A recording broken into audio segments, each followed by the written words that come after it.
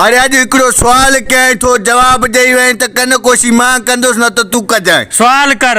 आसमान में तारा घणा आहिनि? जेतिरा मुंहिंजा मथे में वार आहिनि एतिरा आसमान में तारा आहिनि। गण। मूंखे ॻणण नथा अचनि। कर कन कोशी। साहब अल्लाह जे नाम जी क़िरात ॾे इलाक़ तो सोणी माई मिलंदई। फ़क़ीर हूअं बि मूंखे सुहिणी माई मिलंदी। कीअं सोणी माई मिलंदी? छो तोखे ख़बर न आहे असांजे सॼे मुल्क पाकिस्तान खे क्रीम ऐं मेकअप वकोड़े वियो आहे।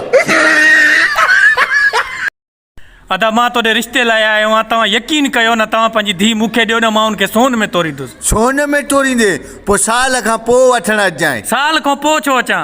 कुछ खाराया प्यारा जीअं वज़न करे। संगत उहो बि वक़्तु हुयो मूं वॾी गुरबत ॾिठी जंहिं वक़्त में मूंखे ही मानी खाराईंदो। अॼु ॾिसो हाणे वरी ही मानी खाराईंदो अथसि। अरे परे माण्हू आयो थी फ्रिज गाड़ी जे परे बीठो थी परे थी मां गोलियूं ना भायो। अरे यार तू छो न तो पबजी गेम खेॾे।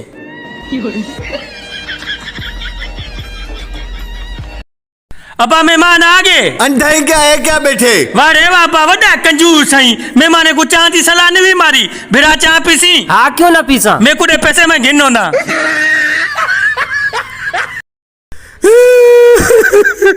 अदा छो थो रोए?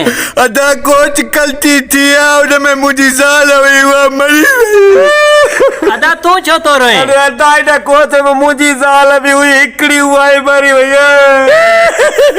अदा तोखे छा थियो?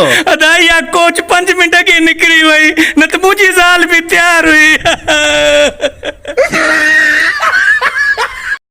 भिरा कल अखबार च खबर लिखियल आई। क्या खबर लिखियल आई? एक दोस्त बे दोस्त कनु उधारे पैसे मंगे पिया। अच्छा। अगले दोस्त इनकार कर छोड़स। ओए ओए ओए। वाली ही दोस्त छुरी चाहते अगले दोस्त दा गला कप छोड़स। ओए ओए तोबा तोबा तोबा। छोड़स मता कुड़ी खबर होवे यो 2000 उधारे ते दे।